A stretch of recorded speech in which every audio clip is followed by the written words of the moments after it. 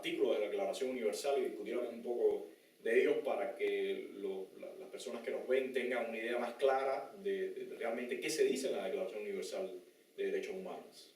Sí, mira, yo creo que es importante hacerlo, pero quiero precisar un detalle antes de leer, y es que estos artículos parten de la concepción de que estos derechos que se reconocen en la Declaración son inalienables, queriendo decir por inalienable que la persona no puede ser despojada de estos derechos, que se corresponden al individuo en tanto en cuanto persona, en tanto en cuanto que ser humano, y que ningún poder, ninguna persona, ninguna autoridad puede dar o retirar estos derechos porque son, repito, inalienables, inherentes a la persona humana, a la dignidad humana.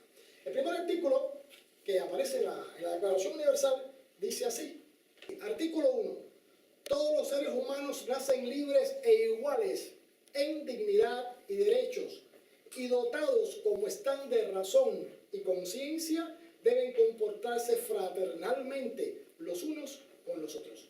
Es decir, que fíjense la formulación, todos los seres humanos nacen libres e iguales.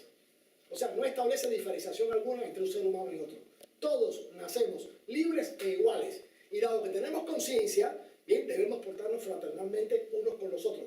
Como seres humanos, no como cubanos o bolivianos o africanos. El ser humano con el ser humano. Bien, entonces eso es lo que establece el artículo 1. Es decir, el nacimiento libre e igual y el comportamiento fraterno que debe existir entre los seres humanos. Me parece importante destacar en este artículo, que es muy claro, que no se hace una distinción entre libertad e igualdad, que es una discusión ideológica y doctrinal que a veces hay entre las distintas ideologías políticas, ¿no? Algunos que favorecen más la libertad y otros que favorecen más la igualdad. Aquí se deja claro, libre e igual. Y eso es un elemento importante, sobre todo para nosotros los cubanos, ¿no? Donde aquellos derechos que consagran la libertad, pues siempre son vistos o son percibidos por las autoridades como derechos burgueses, derechos dejados atrás, derechos que no corresponden, ¿no? Yo creo que un enfoque global y de futuro merecería enfatizar que libertad e igualdad no son contradictorios. Bien, el segundo artículo establece lo siguiente. Inciso 1. Toda persona tiene todos los derechos y libertades proclamadas en esta declaración sin distinción alguna de raza, color, sexo, idioma, religión, opinión política o de cualquier otra índole, origen nacional o social, posición económica, nacimiento o cualquier otra condición. Es decir, que todos los seres humanos tienen todos los derechos que esta declaración reconoce, sin exclusiones de causa alguna, según se establece en su inciso 1. Y en el inciso 2, además, no se hará distinción alguna fundada en la condición política, jurídica o internacional del país o territorio de cuya jurisdicción dependa una persona, tanto si se trata de un país independiente como de un territorio bajo administración fiduciaria, no autónomo o sometido a cualquier otra limitación de soberanía.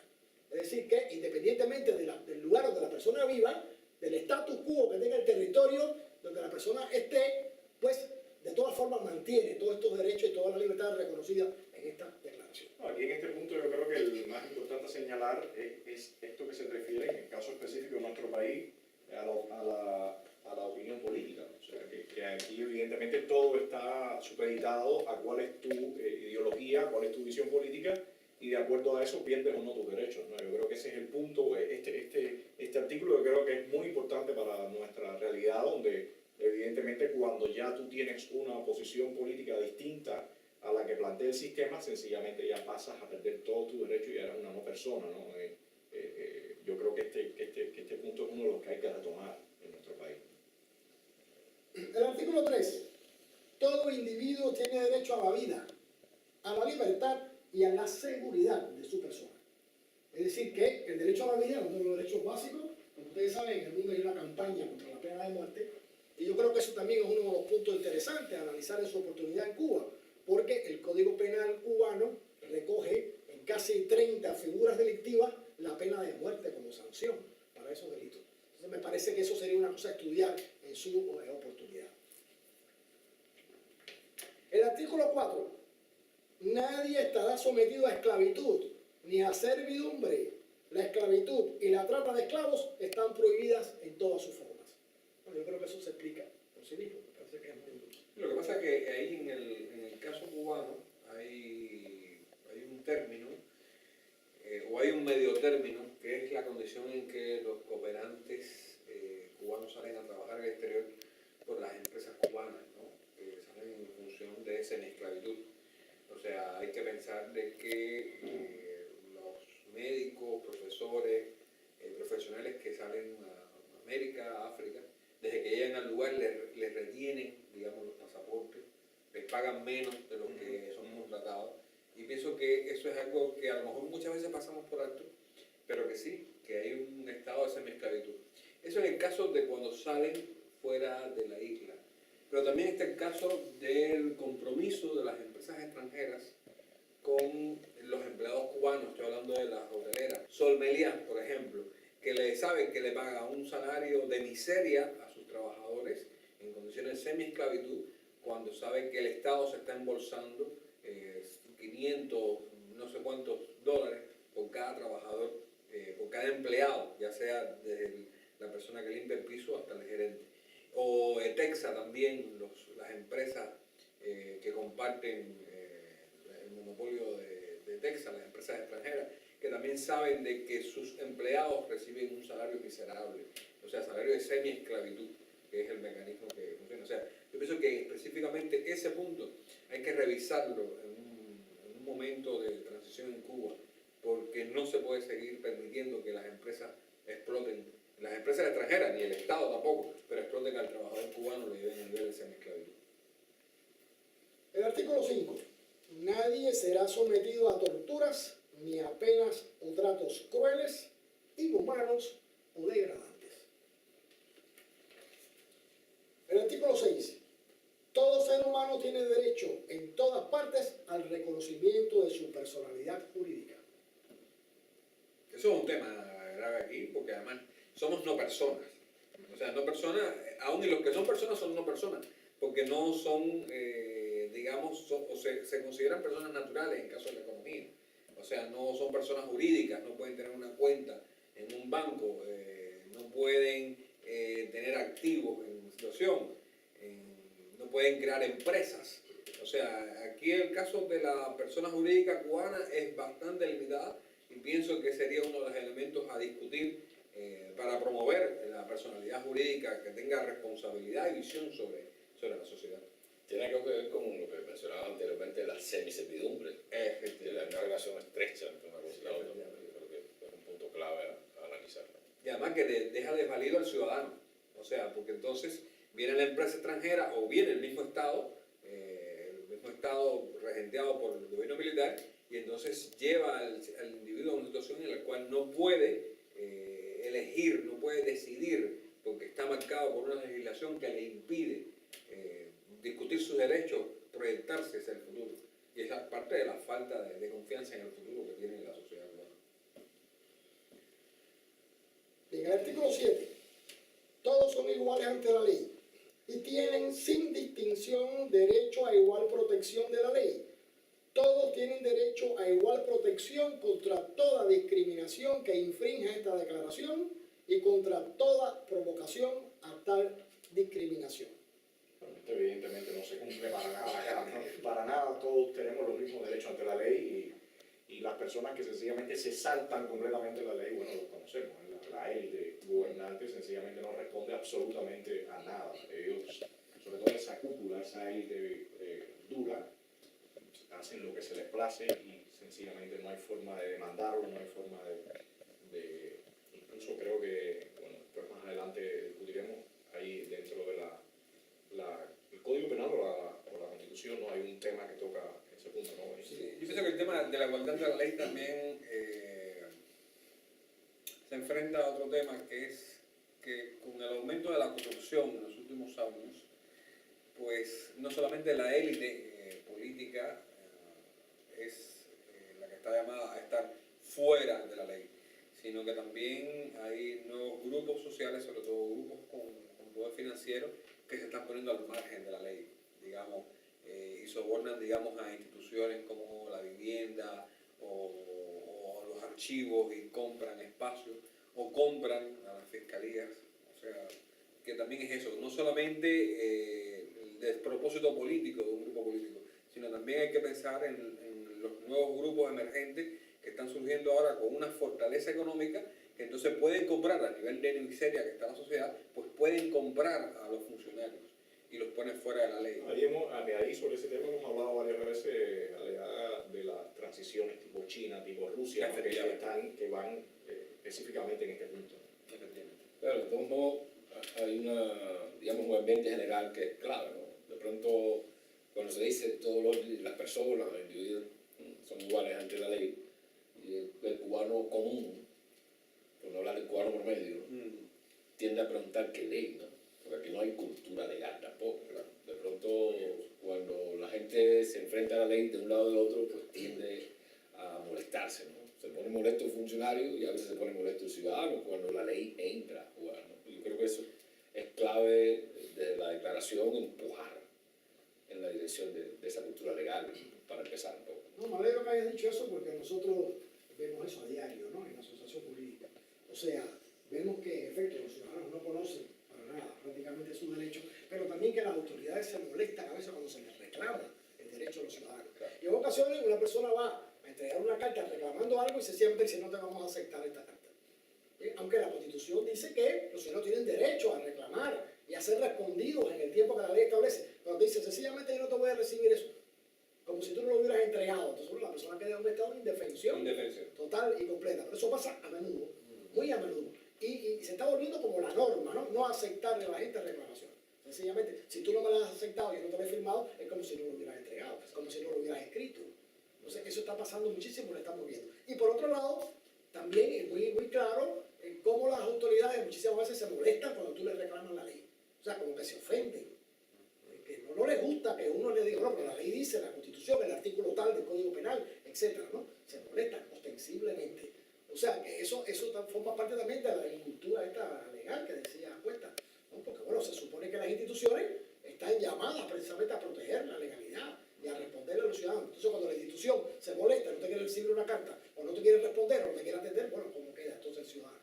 Es una situación evidentemente difícil. Oye, es lo que pasa en Estados Unidos, que entonces cuando hay un tipo que te está filmando en el momento que tú le entregas la reclamación, o sea, porque él dice, no, yo nunca recibí, y está, mira la fotografía del tipo que se dio en el documento. O sea, lo he visto en alguna película o algo así, que la persona trata de evadir el mensaje, ¿no? O sea, la carta de reclamación dice, no, mira la foto aquí. Entonces se ve obligado a comparecer, porque tiene la información, se le dio la información. El artículo 8.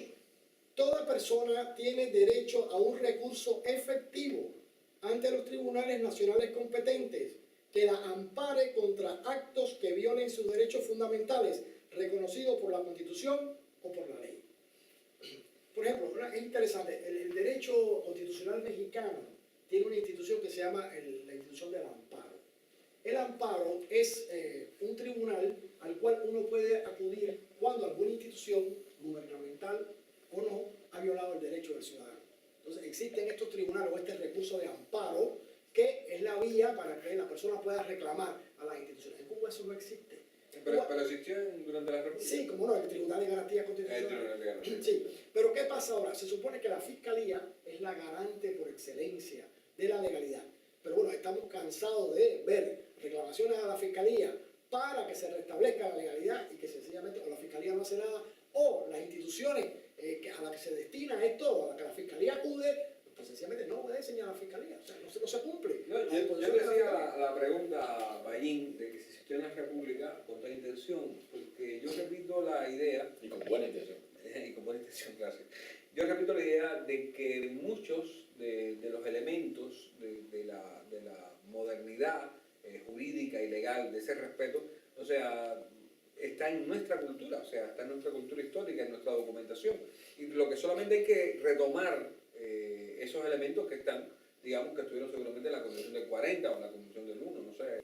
Las constituciones tienen una legislación complementaria, que es la que explica aquellas cosas que la Constitución no puede explicar porque sería muy largo. sea, la Constitución dice, nosotros garantizamos tal y más cual de derecho. Entonces hay después una ley complementaria que explica cómo es que se garantiza ese derecho. Y por lo regular, lo que ha pasado en Cuba desde la Constitución del 40 es que se ha legislado de forma constitucional, pero las legislaciones complementarias no se han hecho nunca. Entonces, está en la Constitución, pero tú no tienes una forma, un mecanismo para activar el recurso de amparo constitucional. Pero hay una duda, pero existía en la Constitución del 40, existía y las personas podían ir a demandar a... Sí, lo que pasa es que en la Constitución del 40 había pragmáticas constitucionales que no tenían legislación complementaria, que no eran todas, algunas. Por ejemplo, el artículo dice así, toda persona tiene derecho a un recurso efectivo, ese es el recurso que estamos hablando, ante los tribunales nacionales que la ampare contra actos que violen sus derechos fundamentales, reconocidos por la Constitución y por la ley. De eso se trata. Bien, el artículo 9, esto es un artículo que para mí es interesantísimo que lo traigamos aquí, lo pongamos arriba de la mesa, que dice así: nadie podrá ser arbitrariamente detenido, preso ni desterrado. Bueno, que nos comente esto nuestro amigo Cuesta, ¿no? Increíble, no. O sea, nadie puede ser arbitrariamente detenido. Pero es que hace poquito a mí me pasó lo mismo que a Cuesta. Me detuvieron sin orden de detención, sin nada, me esposaron, me montaron en un carro en plena vía pública sin darme explicaciones de por qué lo hacían, ni cómo, ni qué, cuál era la razón que la asistía. Entonces, evidentemente, mientras la Constitución dice aquí, pero bueno, estamos hablando de la Declaración Universal, nadie podrá ser arbitrariamente detenido, preso y desterrado. Aunque yo creo que Cuesta tiene la palma en eso, ¿no? Sí, lleva la palma aquí. Cuesta, En esta reunión lleva la palma. Evidentemente, con Cuesta eso casi a diario, ¿no? Cada vez que ellos quieren, hace eso. Sí, a mí lo que me preocupa de eso, claro, tendrán sus razones, digamos, políticas, ¿no? Pero me preocupa de eso... Sí, pero una cosa es la razón política y otra la razón legal. Estamos hablando de legalidad, no de razones políticas aquí, ¿no? Claro, pero mencionaba la razón política por lo que los empuja a ellos a cogerte y agarrarte y montarte en una... ¿no? Porque se supone que tú estás haciendo algo o diciendo algo que no les convenga o no les conviene que se siga propagando, ¿no? Pero para hacer una aclaración, discúlpame que te interrumpa. El problema es que Cuba es signataria de esta declaración. Que quede claro para la gente que no sabe esto y que no puede estar mirando ahora. O sea, Cuba firmó esto, Cuba apoya esto.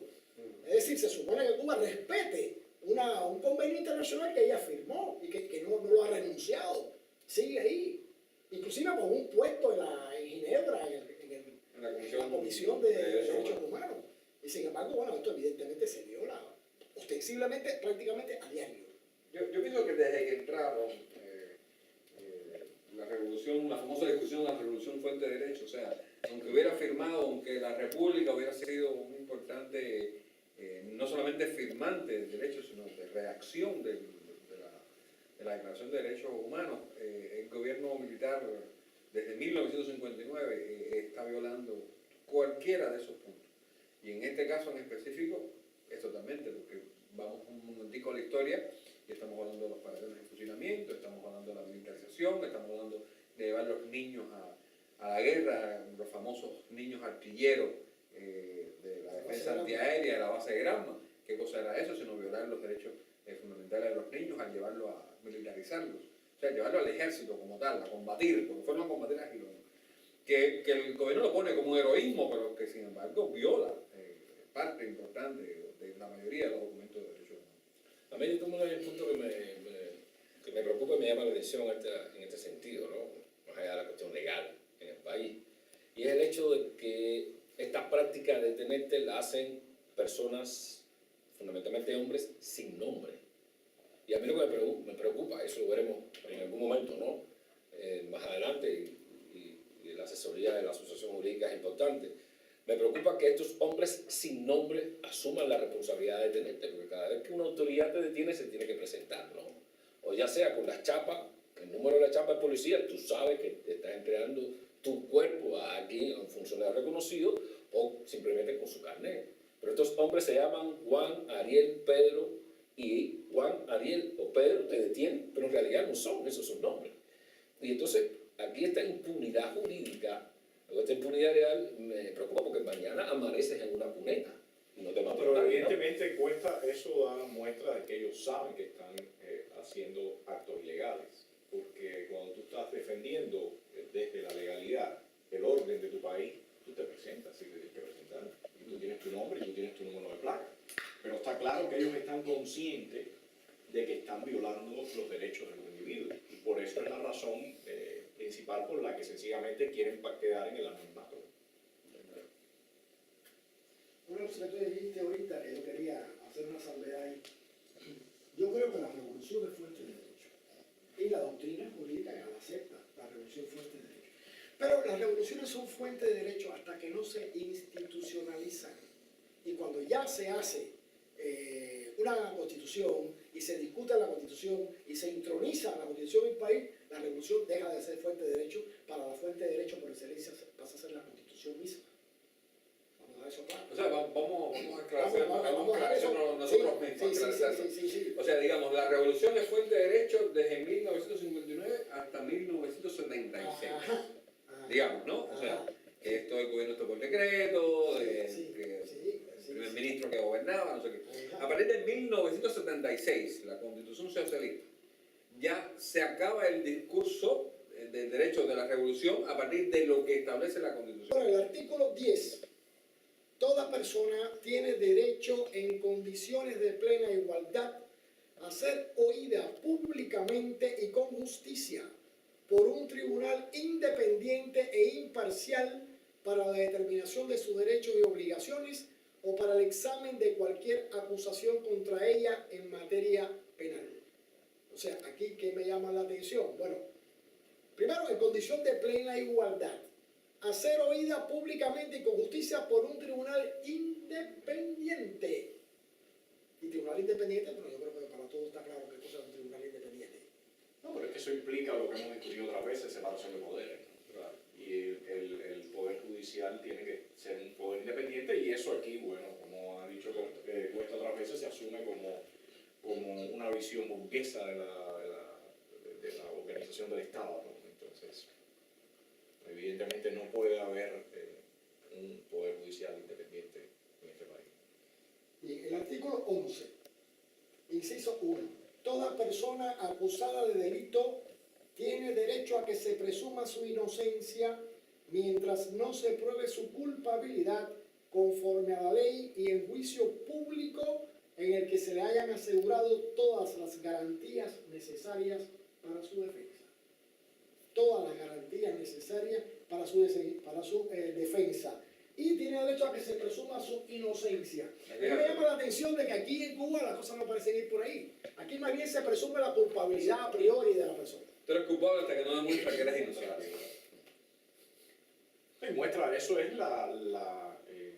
que te detienen en la calle y te revisan todas tus cosas sin absolutamente ningún tipo de orden ni nada, ¿no? Y aparte es normal, si tú le dices al policía, no, pero ¿por qué me vas a revisar? No, pero ¿cómo que por qué te voy a revisar? Yo puedo revisarte. Es lo primero que te dicen, ¿no? Que puedo revisarte, yo puedo, ya sea alguna pertenencia, un carro incluso, abre el maletero, o sea, bueno.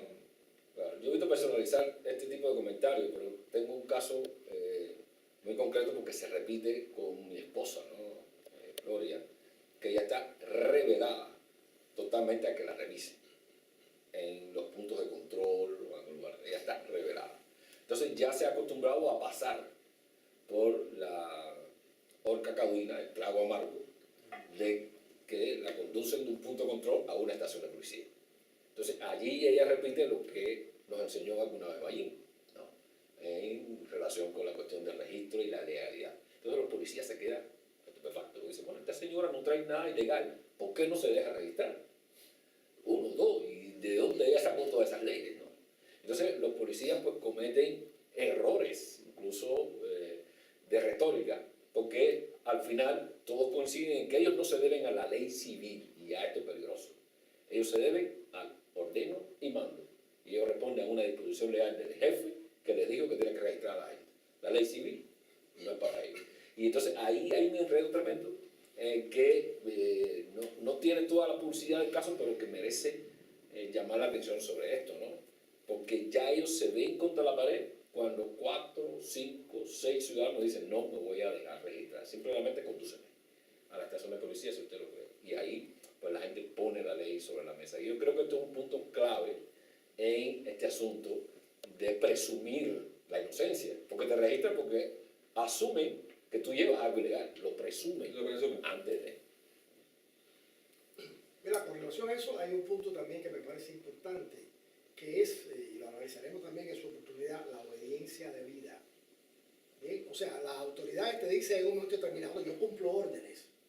Eso está muy de moda Bien, ahora. no, pero espérate, déjame terminar la idea. O sea, yo cumplo órdenes. O sea, a mí me dieron una orden mis superiores y yo tengo que cumplir eso. Pero lo que no parece decirle los superiores a los subordinados, o lo que los subordinados parecen ignorar, es que las órdenes de sus superiores pueden ser o tienen que ser cumplidas y ellos tienen que ejecutarlas tal como se la dijeron, siempre que las órdenes esas sean conforme a derecho. ¿Ok? O sea, un superior no puede decir, coge a este y cae la palo, o coge y dale tal tratamiento. Y como es el superior, él debe ejecutar, porque ningún superior tiene capacidad para ir en contra de lo que establece la Constitución y la ley. Él tiene que dar sus órdenes siempre conforme a la legalidad. Él no puede ignorar la legalidad. Y entonces el inferior que tiene que cumplir, debe cumplir siempre y cuando él esté convencido de que le asiste el derecho a su jefe a dar una orden semejante. Si no, no tiene por qué cumplir. Yo no cumplo esa orden porque esa orden es ilegal. Tú serás mi jefe, pero es una ilegalidad. Eso está contra la ley y yo no voy a cumplir. Entonces, quizás también muchas veces hay digamos, este desconocimiento por parte de la tropa, de la policía en la calle, precisamente para que cumplan lo que se les diga. Punto. Ellos no tienen capacidad o conocimiento para reclamar. Esa orden que me está dando es ilegal. Yo no tengo por qué cumplir órdenes que violan la Constitución o violan la ley de España, aunque tú seas el oficial que sea. Entonces, el artículo 12, nadie será objeto de injerencias arbitrarias en su vida privada, su familia, su domicilio o su correspondencia, ni de ataques a su honra o a su reputación. Toda persona tiene derecho a la protección de la ley contra tales injerencias o ataques. Imagínate, así se funda la realidad cubana, ¿no? Atacando, deshonrando, violando correspondencia. Es curioso porque aquí ellos suelen alarmarse cuando en otros países, Estados Unidos, recuerdo una vez el caso de Gran Bretaña y Alemania, pues se formó un escándalo por las escuchas ilegales. Y entonces todo el mundo se preguntaba, bueno, de pronto, ¿cómo se escandalizan aquí de eso? O sea, aquí siempre están ilegalmente escuchando. Pero dentro de esto de los ataques a su honra y su reputación, realmente a mí me llama mucho la atención porque algo que está dentro de la escuela de Fidel Castro, yo lo llamaría así, es las defensas personales.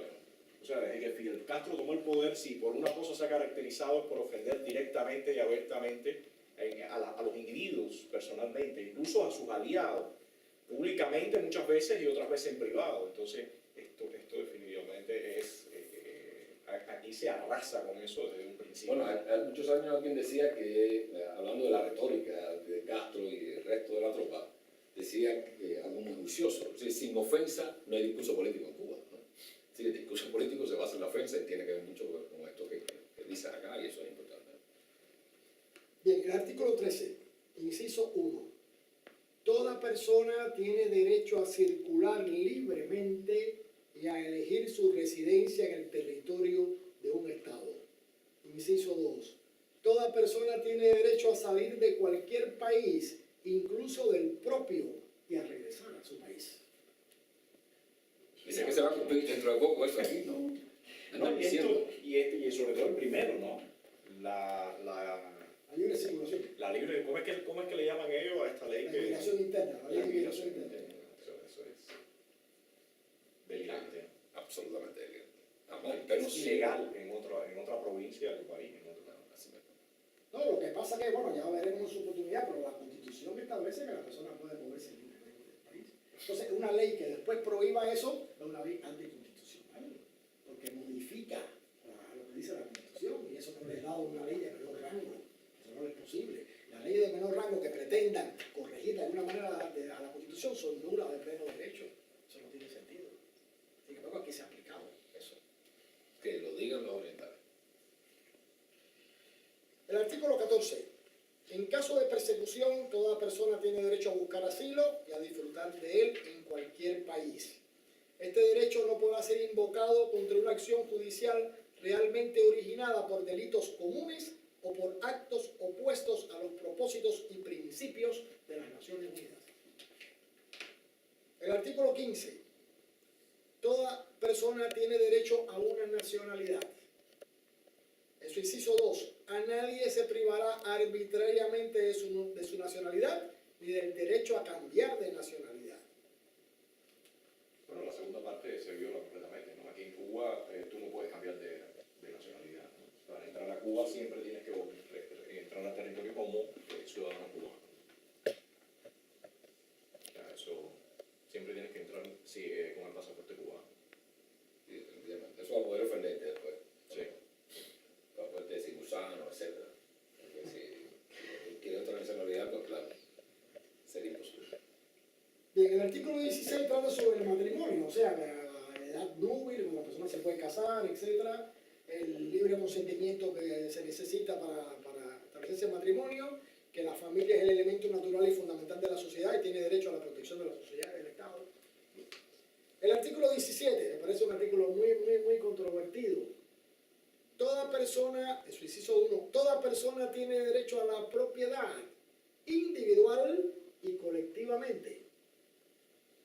Y el inciso 2, nadie será privado arbitrariamente de su propiedad. El gobierno cubano lo ha leído como que propiedad individual o colectivamente, ¿no? Entonces dice, ya, la tenemos colectiva, no hace falta individual, ¿no? Yo creo que eso es muy fundamental, ese artículo, muy fundamental. Lo hemos discutido aquí en otros análisis, hablando de economía, ¿no? Pero es fundamental porque atraviesa todo, la personalidad jurídica que hacía énfasis Aliaga, ¿no? Y otras tantas cosas que son fundamentales para el futuro. El artículo 18, toda persona tiene derecho a la libertad de pensamiento, de conciencia y de religión. Este derecho incluye la libertad de cambiar de religión o de creencia, así como la libertad de manifestar su religión o su creencia individual y colectivamente, tanto en público como en privado, por la enseñanza, la práctica, el culto y la observancia. Bueno, en el caso cubano, mientras no se vaya contra el socialismo, tú eres libre de tener la religión que tú quieras, tú puedes decir lo que tú quieras, siempre y cuando no vayas contra la construcción socialista, que pienso que es el problema, ¿no? El pollo del arroz con pollo en Cuba. O sea, cómo quitar ese artículo que limita todas las libertades, ¿no? El del socialismo. Bueno, la libertad de pensamiento, evidentemente, también todo pasa por la famosa frase de dentro de la revolución, todo contra la revolución, ¿no? Y yo defino qué cosa es la revolución. Yo defino que Bueno, cínicamente la policía en los últimos tiempos largos, suele defenderse diciendo con una tontería, pero es cínica la tontería, suele defenderse diciendo, bueno, piensa lo que tú quieras, lo que a mí me interesa son las consecuencias de tu pensamiento, ¿no? Lo cual te deja así como que a la mitad del camino, ¿no? Porque se supone que todo pensamiento tiene una consecuencia.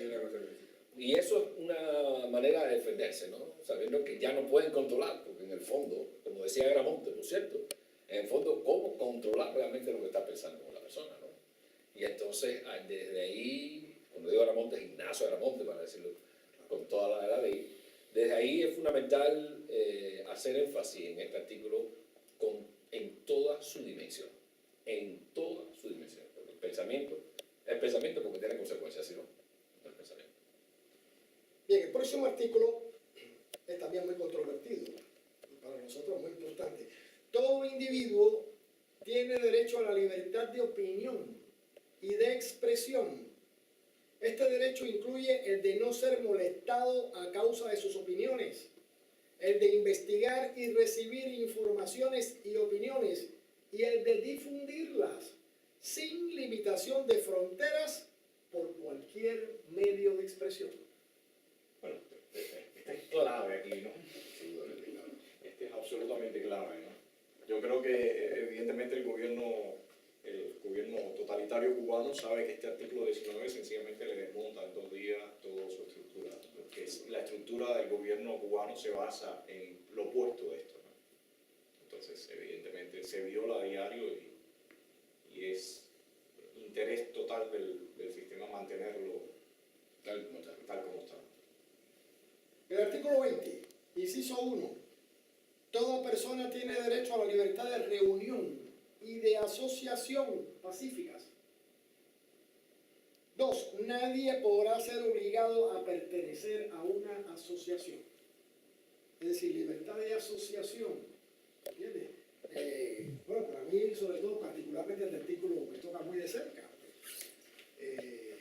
Nosotros recibimos hace unos días apenas una comunicación de la ministra de Justicia donde, bueno, nos dice que, quizás con otras palabras, pero la idea es la misma, que existe libertad de asociación para los abogados en Cuba, pero tiene que ser ejercida desde los bufetes colectivos. El perro anula la Pero libertad. no la libertad, claro.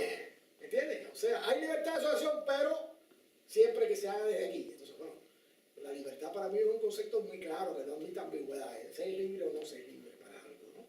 Entonces, si tú me estás diciendo que hay libertad, pero tiene que ser condicionada a esto, entonces para mí cae el concepto de libertad inmediatamente, totalmente, evidentemente. No, y hay un tema que cabe también, que es el tema de la obligación a pertenecer a asociaciones.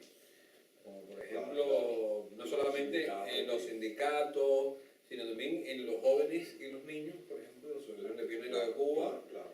O sea, que es una asociación obligatoria para los niños que tienen que usar el uniforme que dicta esa organización, o la Federación de Estudiantes de la Enseñanza Media, o la Federación Estudiantil Universitaria, que además no solamente son una violación de los derechos de esos jóvenes, de esos niños, sino también es una violación del derecho sobre los padres, de la libertad de elección, de la educación, pero y algo más sobre ese tema, que también es una forma de empezar a destruir la personalidad política del individuo. O sea, si desde niño te obligan a estar en un lugar, tener que mantenerte la doble moral sobre un tema, pues claro, cuando ya eres una persona adulta, pues estás, no digo que acostumbrada, pero es que tienes la semilla de ese problema. Pero es parte de, la gente se pregunta, ¿por qué los jóvenes no? Bueno, claro, si desde que nacen le están inculcando una semilla, y al final descubren de que en este caso es un asesino de cubano, que Fidel Castro no es un padre, un dictador, y le cambia toda la estructura del pensamiento, y que lo mejor es simular, porque claro, tienes que estar en esas organizaciones que ni le interesa a él, ni le interesa a los padres, y eso es importante, la libre asociación. En el artículo 21, toda persona tiene derecho a participar en el gobierno de su país, directamente o por medio de representantes libremente escogidos. El inciso 2, toda persona tiene el derecho de acceso en condiciones de igualdad a las funciones públicas de su país. Un momentico ahí, porque pienso que eso es uno de los elementos importantes, o sea, de los límites que pone el gobierno a que las personas que no conculcan con su pensamiento puedan acceder a las funciones públicas. O con su edad. O con su edad. Efectivamente. O sea, hay toda una estrategia del gobierno para separar no solamente del proceso de toma de decisiones, sino del proceso de gestión del conocimiento a las personas que no coinciden con su forma de pensar. Y eso no está recogido en la Constitución. Sin embargo, ese elemento entre la Declaración de Derechos Humanos es muy importante tomarlo en consideración, porque implicaría entonces, sería el primer paso para la democracia. Si cualquiera, solamente por su moral, por su deseo de trabajar con la comunidad, está dispuesto, claro, o sea, y por cierto, el gobierno comunista lo detiene, y lo detiene desde todo punto de vista, pues entonces permitiría realmente que las personas participaran en el reforzamiento de la sociedad cubana. En el artículo 21, inciso 3, la voluntad del pueblo es la base de la autoridad del poder público. Esta voluntad se expresará mediante elecciones auténticas que habrán de celebrarse periódicamente por sufragio universal e igual y por voto secreto u otro procedimiento equivalente que garantice la libertad del voto. Bueno, esto se fue al piso cuando se dijo elecciones para qué, ¿no? No digan que estábamos comunicados, justamente. Se Elecciones fue para que- completamente a pasear cuando dijeron eso. Ya no va a pasar. En el artículo 22, toda persona como miembro de la sociedad tiene derecho a la seguridad social y a obtener, mediante el esfuerzo nacional y la cooperación internacional, habida cuenta de la organización y los recursos de cada Estado, la satisfacción de los derechos económicos, sociales y culturales indispensables a su dignidad y al libre desarrollo de su personalidad. Es el gobierno que aquí empieza a respirar un poco. Sí, pero más, es lo Bueno, más entre interesante. comillas, entre comillas, muy entre comillas. Sí, pero además, pero es muy interesante porque el gobierno además controla hasta las ayudas. O sea, el gobierno tiene un sistema de control de las ayudas a partir del año. Bueno, él siempre ha vivido como un estado apéndice, ¿no? O sea, eso no lleva a discusión histórica. Pero, por ejemplo, a partir de los 90, cuando se empezaron a llegar las ayudas individuales de asociaciones, organizaciones no gubernamentales, pues el gobierno creó una estructura tanto para salud pública como para educación, en el cual, o otras esferas de la sociedad, donde él es el que controla la ayuda y dice hasta dónde puede ser y qué puede ser.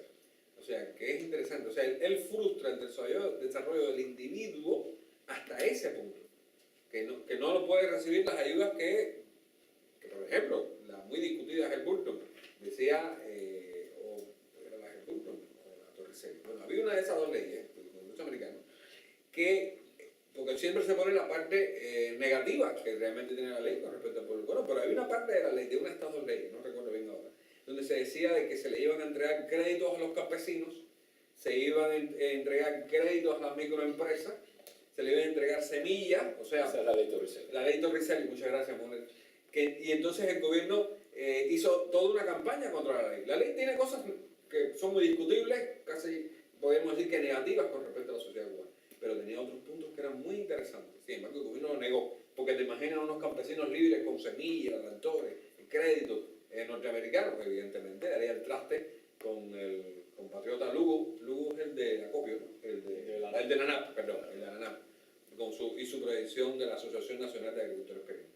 En este punto también de los derechos, ahora mismo se pone en discusión un tema clave, ¿no? Y es hasta dónde las naciones cautivas, las sociedades cautivas tienen derechos sociales, en realidad. Es decir, es verdad que uno puede ir al hospital y no te van a cobrar, supuestamente, la atención médica que te van a dar ahí. Supuestamente, ¿no? La atención médica que te van a dar ahí.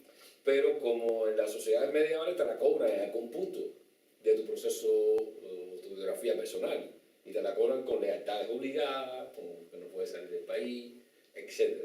Y entonces nos encontramos frente al hecho de que cuando hay un ciclón o cuando hay alguna catástrofe natural, muchas naciones quieren ayudar directamente a comunidades damnificadas, grupos de la sociedad, y el Estado dice que no.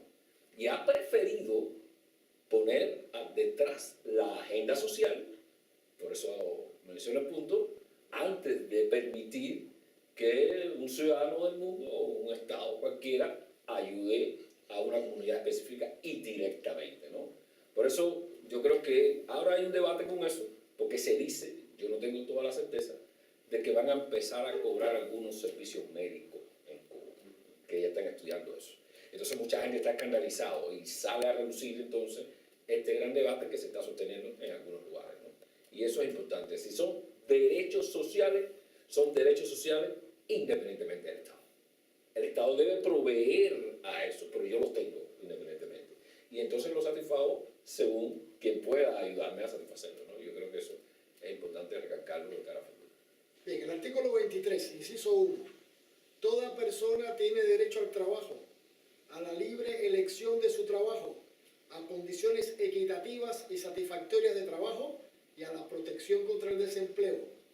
Inciso 2. Toda persona tiene derecho, sin discriminación alguna, a igual salario por trabajo igual. Inciso 3.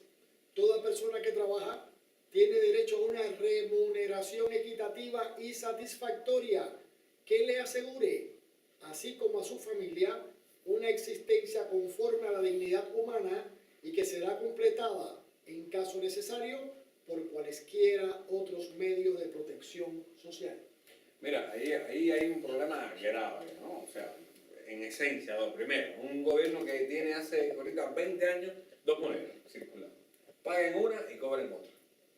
Eso es terrible realmente para la sociedad cubana y se nota en los salarios que hay en Cuba y el precio de la miseria social que existe en la sociedad. Eso es lo primero.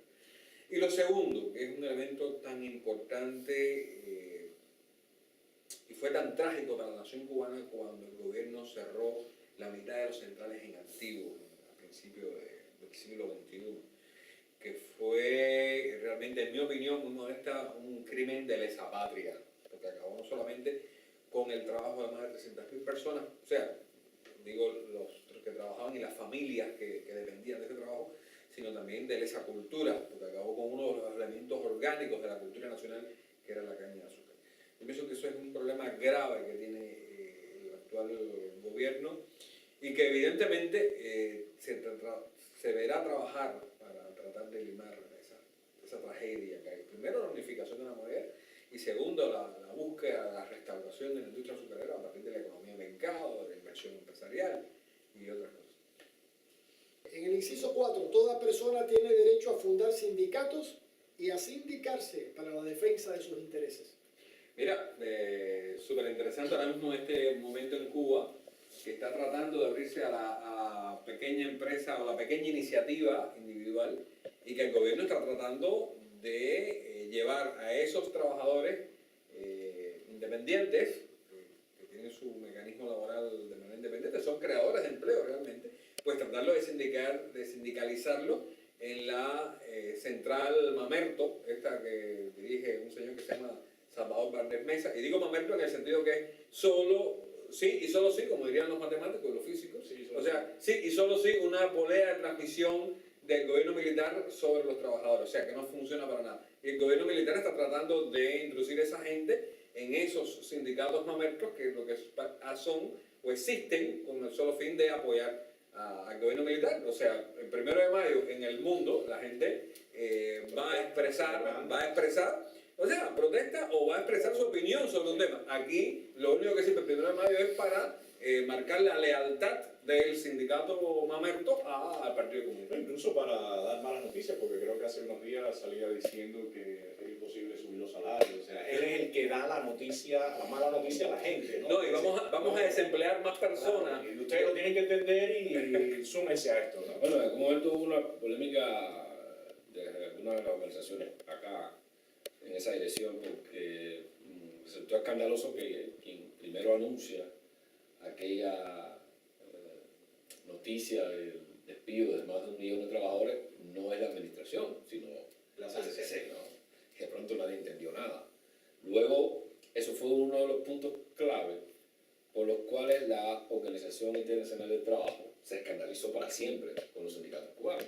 Y de hecho ahora hay un informe muy reciente donde le cantan, para hablar en cubano, las 40 a la CTC, porque no resuelve ni protege a los trabajadores.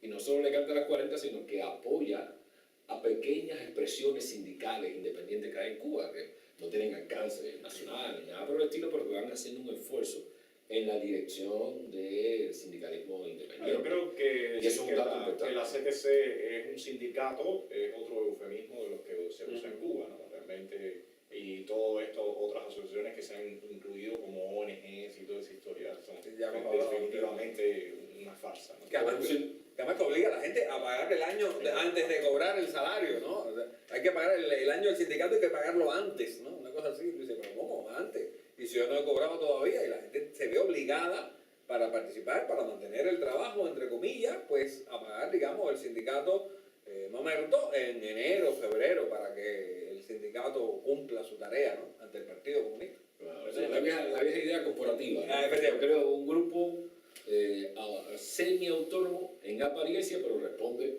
totalmente a mí, ¿no? Efectivamente. Y eso es lo que se ve con la CTC, que está totalmente implosionada, ¿no? De implosionar, y nadie cree en eso. Bueno, había un chiste muy bueno que era que le habían hecho un atentado a Pedro Ross cuando era secretario general del sindicato mamerto, y entonces decía, ¿cómo un atentado? Sí, le tiraron un diccionario en el carro. Ese era el atentado que le habían hecho. O sea, ¿te imaginas qué respeto podría tener ese hombre, ¿no? En la sociedad, cuando ese era el chiste que se hacía de este hombre.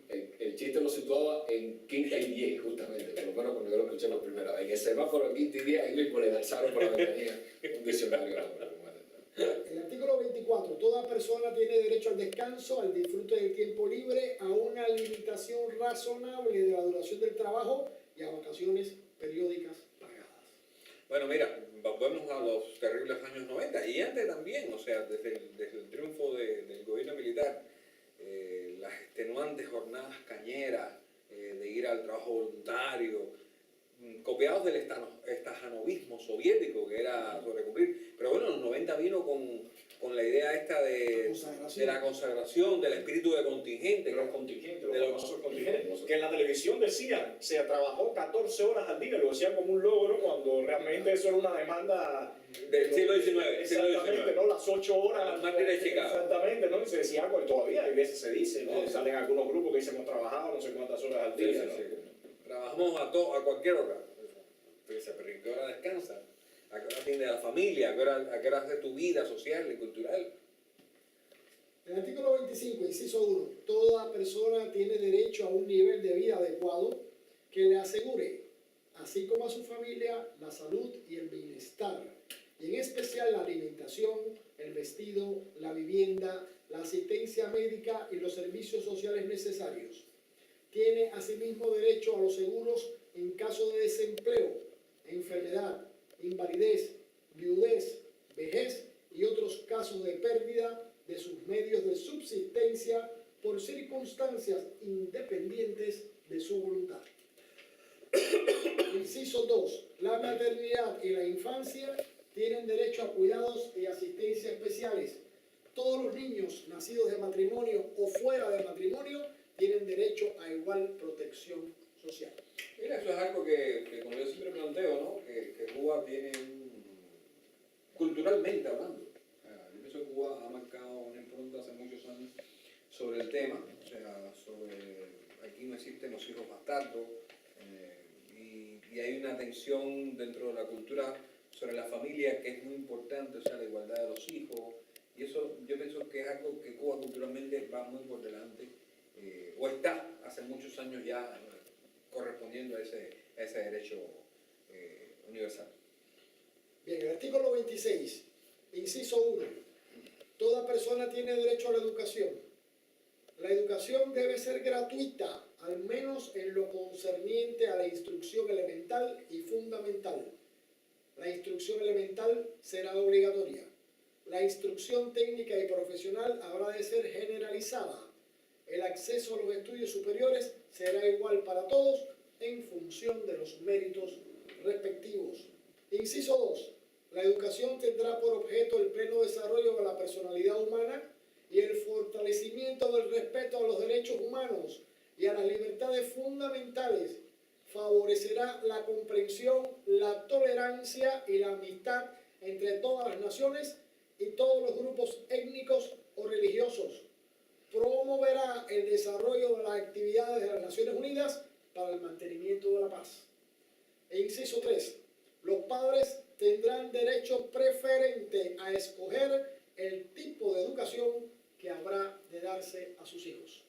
Este es muy polémico, este artículo, ¿no? Porque se maneja entre lo que el gobierno ha propagandizado del derecho a la educación, que es cierto, los niños pueden ir a la educación, pero a las escuelas, pero por otra parte también está la cuestión que tiene que ver con la discriminación por ideología y visiones políticas, ¿no? Y sobre todo este último, los padres no tienen absolutamente ningún derecho de escoger qué tipo de educación quieren para sus hijos. No sé, yo creo que... Sí, coincidimos totalmente, pienso que es parte de las libertades generales del individuo. Incluso, bueno, la universidad, en cierta ocasión yo tuve en mis manos el reglamento y bueno, todo el mundo sabe que hay que dice que la universidad es para los revolucionarios, ¿no? O sea, para tú incluso entrar a la universidad tienes que pasar un proceso que le llaman, no sé si en la actualidad se siguen haciendo, o que el grupo discute y te da el aval para tú poder entrar a estudiar, ¿no?, en estudios superiores, y tiene que ver con que tú seas o no revolucionario. De todos modos, yo creo que en ese punto merece una discusión, quizá ahora no muy profunda, pero merece una discusión importante, porque el gobierno siempre ha lanzado la propaganda de la educación gratuita, ¿no? Sin embargo, y repito, sin embargo, la educación primaria y la educación media es en muchos lugares obligatoria. Si algo es obligado, tiene que ser gratuito, porque tú no me puedes obligar y al mismo tiempo pagar por eso. Cobrar. O cobrar. No me podrías cobrar por eso. Y eso es un punto muy importante, porque ha sido una propaganda falsa. Yo releía, no hace mucho, un trabajo de Carmelo Mesa Lago, donde comparaba Chile, Costa Rica y Cuba en relación con prestaciones sociales, crecimiento de la economía, y había un dato que ya es muy conocido, y es que en todas las naciones civilizadas y modernas la educación primaria es gratuita. Así que esto es una propaganda gratuita del gobierno cubano, querer venderse como algo superior cuando en cualquier nación del mundo. Bueno, pero incluso en América Latina hay muchos países donde la educación superior también es gratuita. Tú tienes las dos variantes, tú tienes la gratuita y tú tienes la privada, la pública y la privada.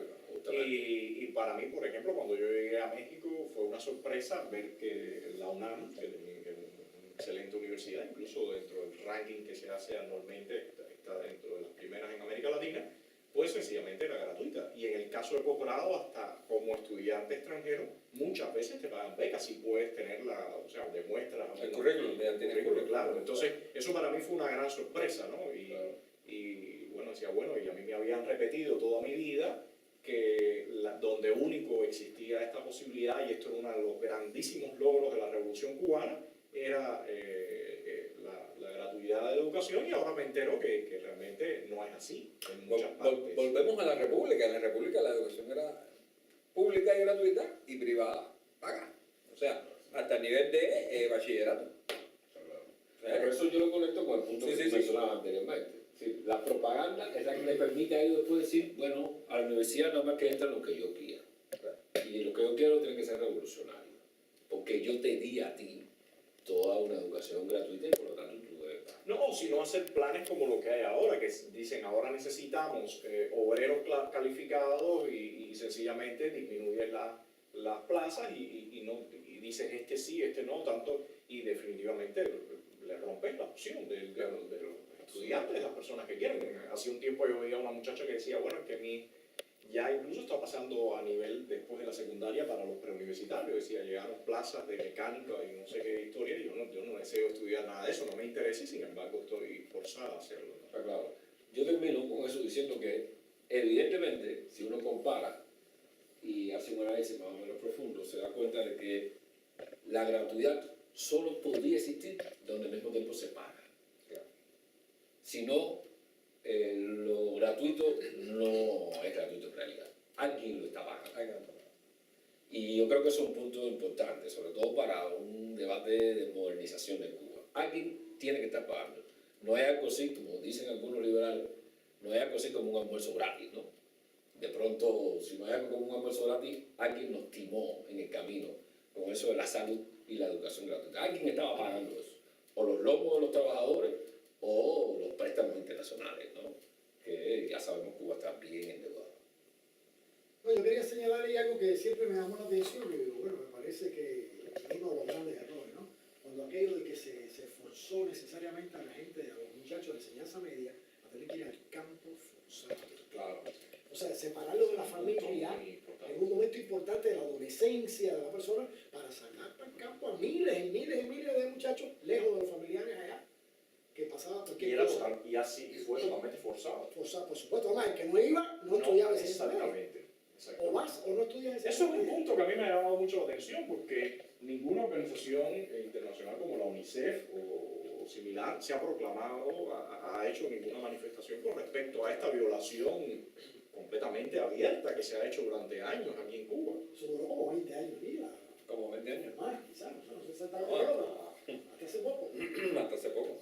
O sea, 40 años, como así. Una cosa así terrible, muchísimos años. Estamos hablando del año 66, 67, que fue que empezó, que era por 90 días, o sea, 3 meses. O sea, primero fue a nivel preuniversitario, después se llegó hasta la secundaria, 45 días, y hasta no hace mucho, estamos hablando, ya con el gobierno de Raúl Castro fue que se eliminó. O sea, no antes. Y no sin hablar de las escuelas en el campo. A eso es lo que me refiero. O sea, no, pero estaba la escuela en el campo y la escuela en el campo. Cualquiera de las dos más traumáticas, ¿no? Porque te imaginas que en un proceso docente de 8 meses, de 10 meses, pues tú vayas a 3 que tengas que ir al campo. O sea, que no estudies, digamos. Yo recuerdo personas que conocí que se iban por 3 meses al campo, que era todo una odisea. Y además el trauma que traía para los padres, porque además los problemas de alimentación en Cuba y demás. Y es parte de esa. Pero tiene que ver, valga valga el desvío, tiene que ver también con la insuficiencia agropecuaria en Cuba. O sea, el gobierno también necesitaba primero sacar a los jóvenes de su hogar, de la formación de los varones, y otro, tratar de cubrir la insuficiencia de la producción agropecuaria de alguna manera. Es parte de la lectura que tenía esa forma. Por eso aquí decía siempre que los estudiantes ya pagaron su educación. Pero, por supuesto. Porque muchas de esas producciones eran justamente para vender. No eran en aquel principio de estudio-trabajo para que el estudiante aprendiera las No, Macarenco, la idea famosa de Macarenco de que los estudiantes trabajaran para que crearan así su riqueza, que era la forma de Macarenco. No, aquí si trabajaba en el cítrico no iba para la bodega, el cítrico iba para el exterior. Bueno, la toronja, los que tuvieron en la Isla de la Juventud. Los que tuvieron el plan Ceiba. En el plan Ceiba, un caso también, gracias. Bien. El artículo 27, inciso 1. Toda persona tiene derecho a tomar parte libremente en la vida cultural de la comunidad, a gozar de las artes y a participar en el progreso científico y en los beneficios que de él resulten.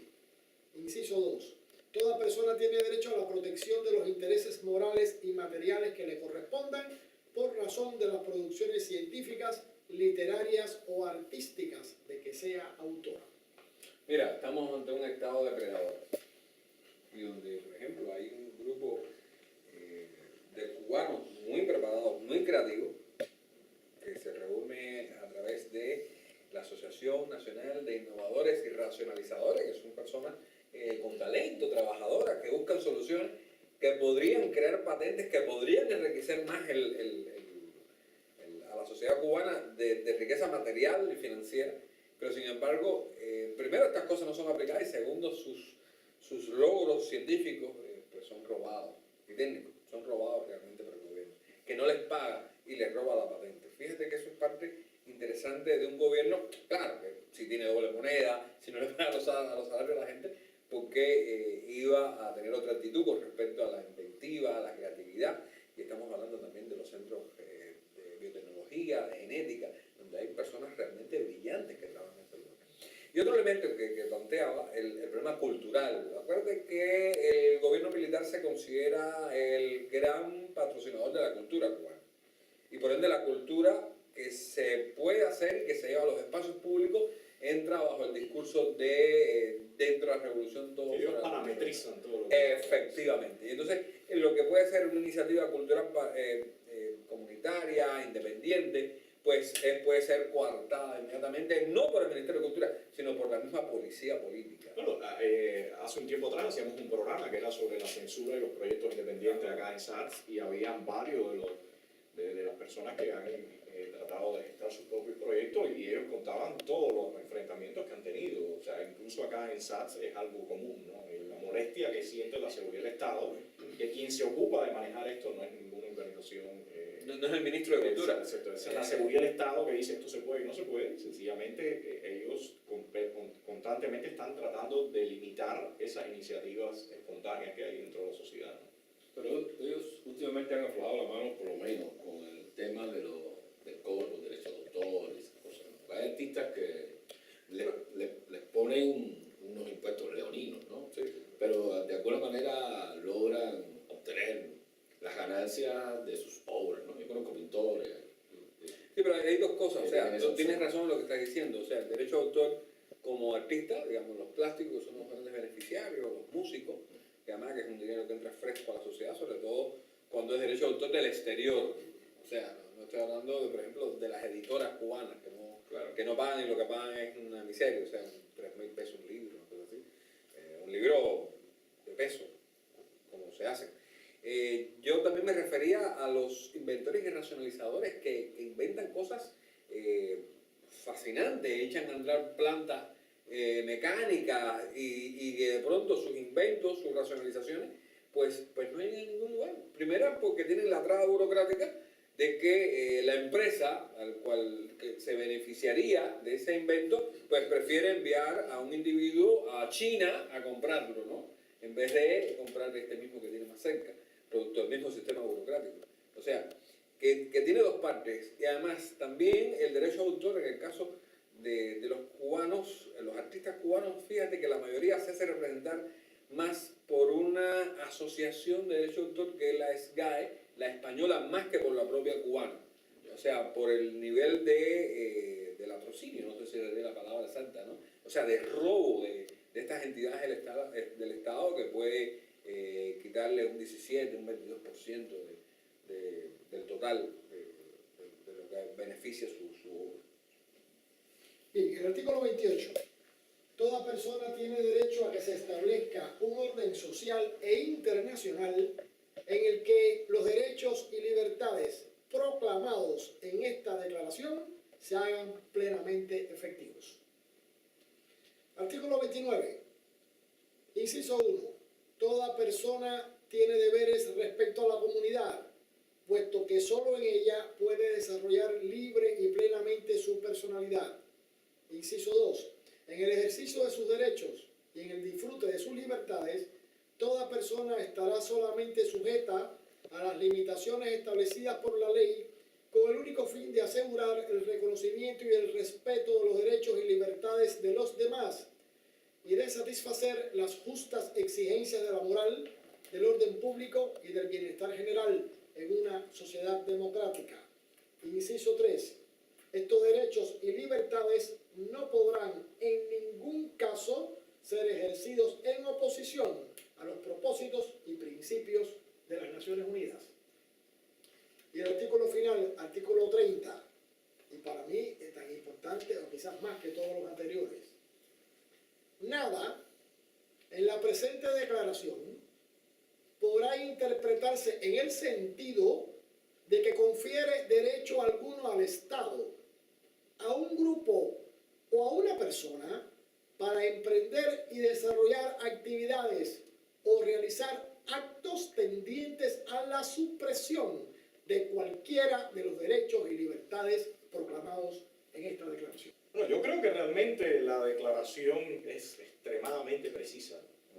Creo que esta declaración es extremadamente precisa y cuando se habla de transformaciones o remodelación o cualquier término que se use, yo creo que sencillamente hay que irse a la declaración. Si usted quiere hacer una transformación que marque que vaya en un sentido de modernizar el país, yo creo que aquí está todo dicho. No hace falta ponerse a inventar, ni a filosofar, ni a decir que vamos a... No, aquí está todo claramente dicho y evidentemente el gobierno cubano no le interesa para nada tocar este texto, ¿no? De hecho, se trata de satanizar todo su contenido y nunca se ha hecho público en ninguna parte. No sé qué opinan ustedes sobre este punto. Sí, a mí me llama la atención de la declaración un punto esencial, y es que con todo lo convulso de las relaciones internacionales, de los estados en sí mismos, es un texto que no ha tenido que ser modificado. Y eso es un elemento poderoso, ¿no? Que tiene que ver con la precisión a la que hacía referencia. O sea, no ha tenido que ser modificado, ha tenido que ser complementado con la historia de los pactos, a lo que Bain hacía referencia, pero no ha habido necesidad de modificarla. Y eso apunta a un hecho fundamental, que es su valor universal. Es decir, en un mundo de tantas culturas, tradiciones, de tantos modos de ver el mundo, de tantos pareceres distintos, de tantos intereses, evidentemente que un texto no tenga que ser modificado para nada revela su valor realmente universal. Y nosotros estamos dentro de ese universo, afortunadamente, no fuera, aunque nos hayan querido sacar. Y hay otro punto que me llama la atención de la declaración, y es que retoma ese concepto de persona. Persona. Si uno va, el país me ayudará a su base latina. Persona, per es atravesar, sona porque suena. Es decir, el ser humano vale porque atraviesa y suena. Y ese es el valor clave de esto. Y la declaración lo rescata. Persona, que además tiene traducción en todos los idiomas. Desde el mundo árabe, el mundo asiático, la cultura, digamos, más, entre comillas, exótica, para mí no hay cultura exótica, y hasta la cultura aparentemente más civilizada. Yo creo que estos dos valores apuntan a lo que señalaba si uno quiere hacer transformaciones, nada más que coge la Carta Universal de Derechos Humanos, se sienta, empieza a modificar las cosas y dice, por aquí no mata. Y eso es un valor que nosotros debemos rescatar y al que nos hemos apuntado de siempre y que hay que apuntarse ahora con mucha fuerza. Bueno, mira, en mi opinión, cuando uno analiza la Declaración Universal y ve la práctica jurídica realmente que impera en Cuba, evidentemente, por lo menos yo diría que en el 80% y quizás más de la Declaración Universal, sus preceptos no se cumplen en la realidad cubana. Eso es lo que yo pienso con relación a eso y creo que, como se ha planteado aquí, la legislación cubana debiera avenirse, como ocurre con muchísimas reglamentaciones jurídicas en el mundo, a los preceptos que establece la Declaración Universal para ir aproximándonos a una realidad democrática,